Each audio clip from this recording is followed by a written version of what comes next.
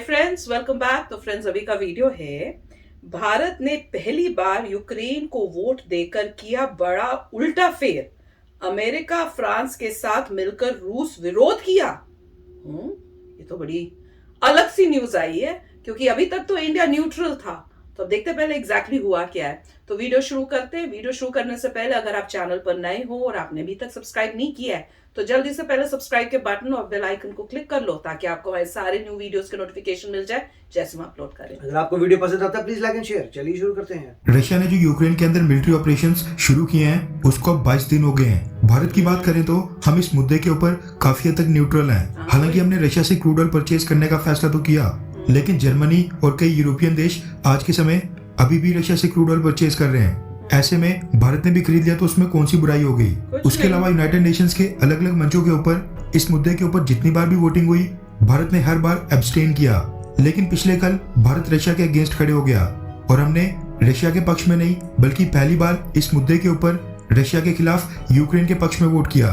दरअसल Russia Ukraine युद्ध का मुद्दा इंटरनेशनल कोर्ट ऑफ जस्टिस तक पहुंच गया था। वैसे जिनको नहीं पता उनकी जानकारी के लिए बता दूं कि इंटरनेशनल कोर्ट ऑफ जस्टिस को वर्ल्ड कोर्ट भी कहा जाता है। यहाँ पर पहले से तय इंटरनेशनल लॉज यानी अंतर्राष्ट्रीय कानूनों के आधार पर दुनिया के अलग अलग देशों के बीच के डिस्प्यूट्स, झगड़े और विवाद का निपटारा किया जाता है। इंटरनेशनल लीगल इश्यूज को लेकर उनको एडवाइजरी ओपिनियन यानी राय दी जाती है। जब भी दो देशों के बीच कोई विवाद होता है तो कई बार वो उस विवाद को इंटरनेशनल कोर्ट ऑफ जस्टिस ले जाकर ही सुलझाते हैं। इंटरनेशनल कोर्ट ऑफ जस्टिस के जजेस का जो पैनल होता है उसमें कुल 15 जजेस होते हैं। पैनल में किन 15 देशों के जजेस की नियुक्ति होगी ये तय किया जाता है यूनाइटेड नेशन जनरल असेंबली और यूनाइटेड नेशन सिक्योरिटी काउंसिल द्वारा। ये वहां से इलेक्ट होकर आते हैं और इनका टेन्योर 9 साल का होता है। रशिया ने जो यूक्रेन के अंदर मिलिट्री ऑपरेशन शुरू किए हैं, इसको लेकर यूक्रेन भी रशिया के खिलाफ इंटरनेशनल कोर्ट ऑफ जस्टिस चले गया था। इंटरनेशनल कोर्ट ऑफ जस्टिस में इस केस की प्रोसीडिंग्स को अटेंड करने के लिए रशिया ने अपनी तरफ से वहां पे कोई भी रिप्रेजेंटेटिव नहीं भेजा था, लेकिन कोर्ट ने इसके बावजूद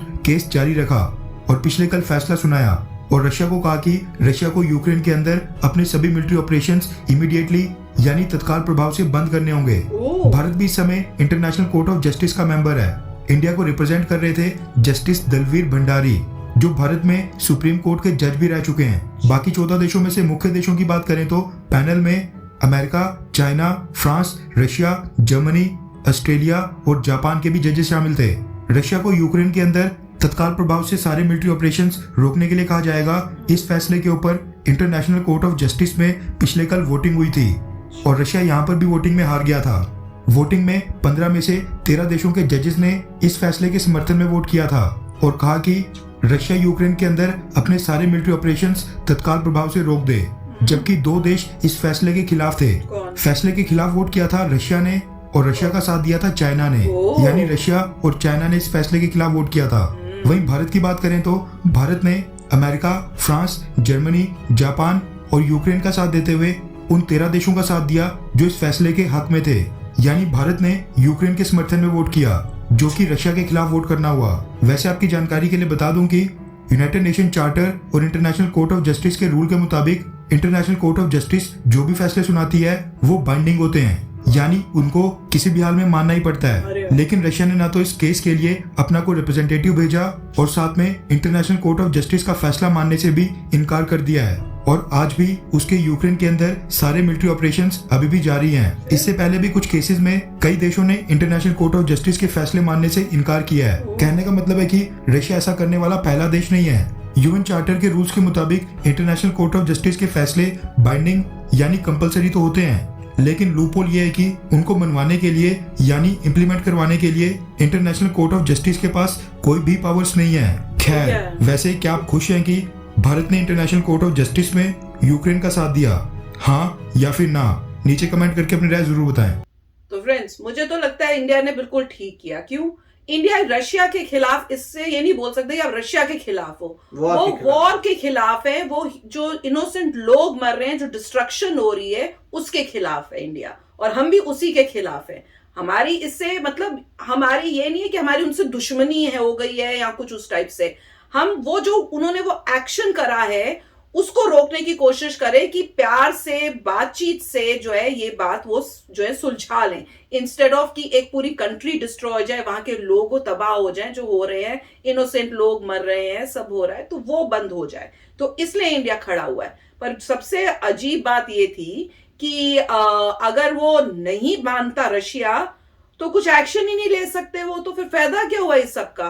तो होना तो कुछ चाहिए कि अगर आप नहीं करो तो इस टाइप की पनिशमेंट या ये कुछ होगा, कुछ होना चाहिए। नहीं तो फिर ऐसा ये सब बैठ के वोटिंग करना, ये करना, और अगर जैसे रशिया ने तो किसी को भेजा ही नहीं, तो उन्होंने तो पहले ही बोल दिया था, दिखा दिया कि भाई हम तो मानते ही नहीं, जो भी आएगा, क्योंकि उनको पता ही होगा पहले से ही कि मोस्ट ऑफ द जो है जजेस वो वोट करेंगे हमारे अगेंस्ट। तो उन्होंने कहा भाई हमने तो दिखा देना है कि हम मानते ही नहीं है, हम इसमें पार्टिसिपेट ही नहीं कर रहे हैं। तो उनका पहले ही पता चल गया था कि अगर उनके अगेंस्ट भी होगा तो भी उन्होंने जो है लड़ाई को जो है रोकना नहीं है। पर शॉकिंग ये था कि चाइना ने साथ दिया रशिया का, दैट वाज शॉकिंग।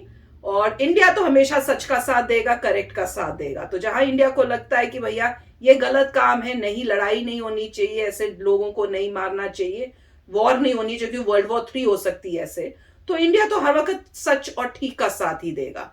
और जहां पे उनको पता है कि ये करेक्ट है, भैया ऑयल हमें अच्छे रेट में दे रहे हैं, बाकी कंट्रीज भी ले रही हैं, हमें जरूरत है, हम अगर नहीं लेंगे तो हमारी कंट्री में प्रॉब्लम होगी, तो वो ले रहे हैं। तो ऐसा कुछ इंडिया जो है गलत नहीं कर रहा, किसी भी में एरिया में बहुत सोच समझ के ठीक डिसीजंस ले रहा है। देखिए इसमें पॉइंट यही है कि वोटिंग हो रही है एक पॉइंट पे कि क्या वॉर को बंद किया जाए। बिल्कुल। और इंडिया ने कहा हाँ जी, वॉर को अब बंद कर दो, सिंपल एज दैट। अब जो है काफी सिविलियंस की डेथ हो रही है। ऐसे कहा जाता है कि रशिया के जो प्रिसाइज वेपन्स थे वो मोस्टली खत्म हो गए हैं। अब उन्होंने शुरू कर दिए अपने पुराने वेपन्स में इतनी प्रिसीजन नहीं है कि वो मतलब ध्यान से मार सके, वो मतलब जैसे पुराने जमाने के होते थे वेपन्स, स्पेसिफिक एरियाज को टारगेट ना करके वो कहीं तो इतना कर नहीं सकते। इसलिए अब जो है जैसे बोल रहे हैं कीव में बिल्डिंग्स पे रॉकेट्स जा रहे हैं।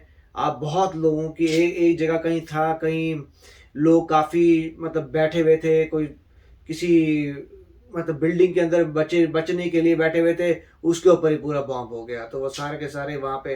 तो अब जो है काफी सिविलियंस की जान जा रही है। और लोग कहते हैं कि ये सिविलियंस की कीव में जान इसलिए आ रही है क्योंकि रशिया चाहता है कि जितनी जल्दी हो सके कब्जा करे, और जब तक वो मतलब सिविलियंस को नहीं मारेगा ये सब नहीं होगा, तो ऐसा कहा जा रहा है। मगर आप देखिए कि आजकल के ज़माने में ये कैसे हो रहा है कि इतने लोग मर रहे हैं, इनोसेंट लोग, तो उसका काफ़ी दुख है। और इंडिया ने साफ साफ बोला है कि हम पॉइंट पे वोट कर रहे हैं, कि ऐसी बात नहीं है किसी कंट्री के अगेंस्ट जा रहे हैं या किसी कंट्री के साथ जा रहे हैं, पॉइंट पे। वॉर क्या ठीक है? वॉर इंडिया कह रहे नहीं, वॉर ठीक नहीं है। तो मेरे ख्याल से मुझे पता नहीं इससे क्या होता है, मगर जहाँ पर भी कोई स्पेसिफिकली कहता है कि भाई रशिया के अगेंस्ट जाइए, वहाँ तो इंडिया जा नहीं रहा, तो अच्छी बात है। और क्योंकि हमें पता है कि हमें क्या क्या डिपेंडेंसी है रशिया पे, तो ये सब। और दूसरी बात इन्होंने अच्छी बता दी कि इंटरनेशनल कोर्ट वगैरह में कोई पावर नहीं है इन्फोर्स करने की। आप बाइंडिंग बोल दीजिए हाँ जी बाइंडिंग है, वो ठीक है, मगर अगर कोई भी कंट्री उसको ऑनर नहीं करती तो आप क्या कर लोगे? पहले भी हुआ ऐसे कि नहीं किया कई कंट्रीज ने ऑनर। बिल्कुल। तो जो कंट्री सोचती है कि मैं इतनी पावरफुल हूँ, अगर कंट्री बोलती है कि मैं बहुत पावरफुल हूँ, मेरा कोई बिगाड़ नहीं सकता कुछ, तो ये कुछ नहीं कर पाएंगे।